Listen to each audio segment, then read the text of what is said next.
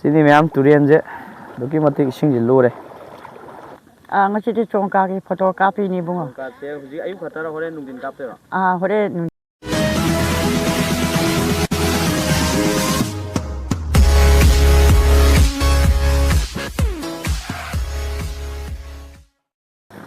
Welcome back my channel ma'am. Masigi video sidi khoi gi kamong gi faza turen gi ko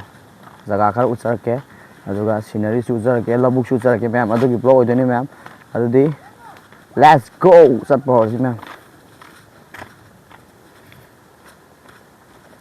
ma'am mang do video si koi kamong gi sigi thong gi kaino Thai khoi gi mesnam gi khuda yengom khuda ka haina mafam duni ko ma'am zoom toroga be uchar ke ko si je koi Thai na sai jaga se hai tare koi na pingai dai iroi bam pham ne ba mesnam gi khuda yengom khuda har ga su khang nei ko ai sanam su le de sing je ma'am adu ki matik lu re ko sing khulum tore sing khulu jong rồi mấy em mà một tiêu lâu rơi kìa con wow xin lưu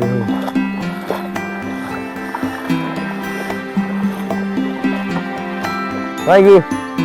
ai gì mà tiếng em bao cả gam này gì ai gì mà tiếng em bao gì cả anh nói đi buza đi ôi đi bả lo không sao luôn nữa không sao luôn nữa city cái xử lý này yêu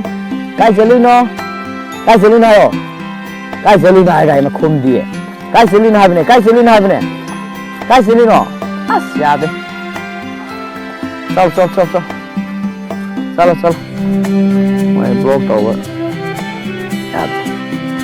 mày am sigi mang được original cái nó này có 거기 메라인골 가이나 보면 아두드는 것이 되죠 sigi umang jai tare ma'am 메라인골 하이브드니 ma'am ado 하펫 마티아마 아이 아둠 장전자게 아두고 우서게 고 ma'am 장전자게 sigi 메라인골 때 ma'am koina ga nga oi ngai da haino sa gre ko adagi di ka khotana sayam sana re hai tare sigi mafam se sigi sedaga uri se si nga do ki matik lai ben ko ma'am si mafam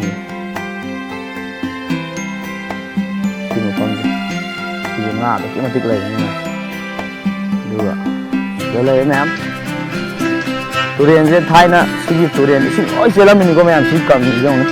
si kang wa sau sing oi sela mini ho ji si gari lam yu rai ta na sing na si di khulum to e changjan ba je ma'am ai ya ga dre ke ko ya da ga di ya dre kai ko mati ama hai di ma'am da uhan ning ba to mati ama sang ba ya ga di changja ke ma'am lambi sana nambani na camera di kitang high ni hai di gimbal mak na tam ni ba tripod to taw ni ma'am waro bi oi mati ma di sang ba ya ni ko se la ya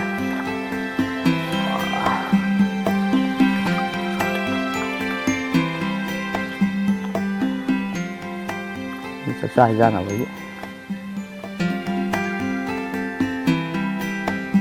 sa bai mo le ki ni ma koi ba gi ni ai ngol gi manung ji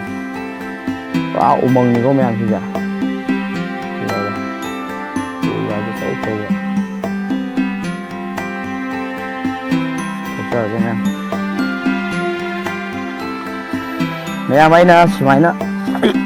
namjari ja tai gi na te ko hai di exploring tong bai ta ma'am do khoi gi kamong gi lai mo khong tureng gi phaja ba ji di prithvi pumba da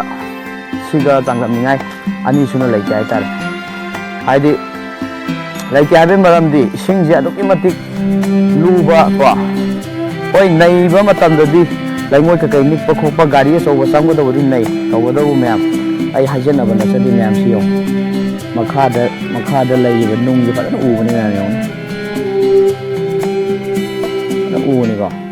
ai na hajen na ba na ti na sini ma'am kamong loi ma khong turian gi magi sing luba gi khudam jai tare nung gi hajen na ba na ti yo sing manung da lai ji ba u si je kai de gi ꯃꯥꯒꯤ ꯍꯧꯔꯛꯐꯝꯅꯣ ꯍꯥꯏꯔꯒꯗꯤ ꯑꯩꯈꯣꯏꯒꯤ ꯃꯌꯥꯝꯅꯁꯨ ꯍꯦꯟꯅ ꯈꯪꯕꯤꯔꯝꯃꯅꯤꯀꯣ ꯑꯩꯈꯣꯏꯒꯤ ꯂꯩꯃꯥꯡꯒꯤ ꯁꯤꯔꯨ ꯋꯥꯇꯔꯐꯣꯜꯗꯣ ꯑꯗꯨꯗꯩꯅꯤ ꯃꯥꯅ ꯆꯦꯟꯊꯔꯛꯏꯕ ꯃꯥꯒꯤ ꯁꯤꯡꯁꯦ ꯍꯥꯏꯇꯥꯔꯦ ꯑꯗꯨꯒꯤ ꯁꯤꯔꯨ ꯋꯥꯇꯔꯐꯣꯜꯗꯨꯗꯒꯤ ꯆꯦꯟꯊꯔꯀꯥꯟꯗ ꯑꯗꯨꯝ ꯁꯤ ꯅꯝꯕꯣꯜ ꯇꯥꯔꯒ ꯃꯊꯪ ꯂꯝ ꯐꯥꯎꯔ ꯆꯠꯈꯤꯕ ꯍꯥꯏꯇꯥꯔꯦ ꯁꯤꯅꯤ ꯃꯌꯥꯝ ꯇꯨꯔꯦꯟꯁꯦ ꯑꯗꯨꯛꯀꯤ ꯃꯇꯤꯛ ꯏꯁꯤꯡꯁꯦ ꯂꯨꯔꯦ ꯑꯗꯣ ꯁꯤꯗ ꯑꯩꯈꯣꯏ ꯏꯇꯩꯃ ꯑꯃꯁꯨ ꯐꯤ ꯁꯨꯕꯤ ꯂꯩꯔꯝꯃꯦ ꯏꯁꯤꯡꯒ ꯂꯨꯕꯁꯤꯗꯀꯣ ꯃꯌꯥꯝ ꯍꯧꯖꯤꯛ ꯑꯩꯈꯣꯏꯒꯤ ꯃꯅꯤꯡꯀꯥꯏꯒꯤ ꯑꯔꯣꯏꯕ ꯊꯣꯡ ꯍꯥꯏꯇꯥꯔꯦꯀꯣ ꯊꯣꯡ ꯑꯩꯈꯣꯏ ꯉꯁꯥꯏ ꯀꯥꯃꯣꯡꯒꯤ ꯑꯣꯏꯅ ꯈ꯭ꯋꯥꯏꯗꯒꯤ ꯆꯥꯎꯕ ꯊꯣꯡ ꯌꯧꯁꯜꯂꯛꯑꯦ ꯁꯤꯗ ꯃꯥꯡꯗꯅꯤ ꯂꯥꯜꯂꯤꯁꯤꯅ ꯊꯣꯡ ꯑꯔꯤꯕꯗꯨꯅꯤꯀꯣ ꯁꯤꯗꯤ ꯌꯥꯝ ꯊꯤꯅ ꯗꯦꯟꯖꯔ ꯑꯣꯏꯔꯦ ꯍꯥꯏꯇꯥꯔꯦ ꯁꯤꯗꯤ ꯒꯥꯔꯤ ꯃꯆꯥ ꯆꯠꯄꯗ ꯌꯥꯝ ꯊꯤꯅ ꯅꯨꯡꯉꯥꯏꯇ꯭ꯔꯦ ꯑꯗꯨꯒ ꯑꯥꯗ ꯏꯌꯥꯝꯕ ꯑꯃ ꯐꯝꯃꯤꯁꯦ ꯑꯁꯤꯒꯤ ꯊꯣꯡꯁꯤꯅ ꯑꯃꯨꯛ ꯑꯅꯧꯕ ꯊꯣꯡꯗꯨꯒꯤ ꯋꯥꯜꯗꯨꯗꯅꯤꯀꯣ ꯃꯥ ꯐꯝꯃꯤꯁꯦ ꯑꯗꯨꯗꯤ ꯁꯤ ꯃꯊꯛ ꯀꯥꯔꯒ ꯑꯃꯨꯛ ꯌꯦꯡꯃꯤꯟꯅꯔꯁꯤꯅꯦ ꯚ꯭ꯌꯨꯁꯤ ꯃꯌꯥꯝ ꯑꯩ ꯍꯥꯏꯖꯟꯅꯕ ꯅꯠꯇꯦꯀꯣ ꯑꯁ ꯀꯥꯃꯣꯡꯒꯤ ꯐꯖꯕꯁꯤꯗꯤ ꯃꯌꯥꯝ ꯀꯩꯗ ꯍꯪꯉꯣꯅꯤ ꯂꯧ ꯃꯇꯝꯅꯤꯅ ꯀꯀꯥ ꯑꯃꯁꯨ ꯁꯤꯗ ꯂꯧ ꯌꯩꯖꯕꯒꯤ ꯃꯦꯆꯤꯟ ꯊꯧꯗꯣꯛꯑ ꯂꯩꯔꯦ ꯊꯣꯡꯁꯤꯗ ꯂꯩꯔꯦ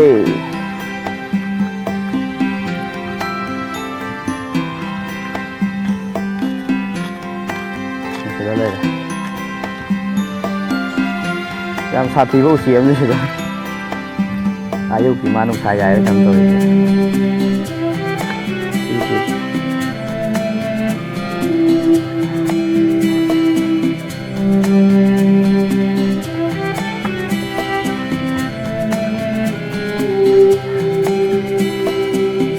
पाइसक्यो भने भिडियो नम्ने खङ्गोल क्या नसी चौँ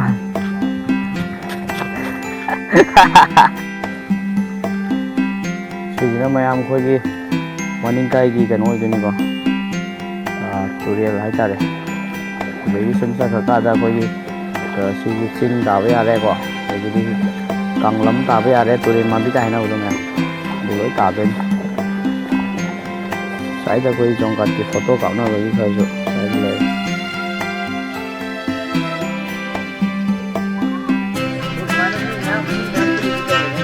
ngasi chongkari photocopy ni bunga hore din pung amada mo kapani tak heren di hadi tak de heren di tak kape adi ki hada ki chongkat ni do hadi ko no me kya ni lai ni tara ka taru ni lai aduga photo hujinga musi photo kape da na ko aduga thabak subadi pung kya da thabak ti ngasi kano thabak ti chu re ko na chu ran आइए photo कापदी मतम दो दुगिन अमुक कापनेबा पुंग क्या कापनेबा पुंग अमदा याम नुंगाइजरे आतंग जोंगा जुमाय photo कापसिदा आइ भिडियो द मातंग सुमाइना ग वाइ वदाइ साबे या बिदिबो फरे फरे बो अदुदि मैम ngasi की वीडियो जे मतंग साइड लो संजरगे मथंगी कंटेंट नुंगाइबा दम थेनरसु मैम बाय बाय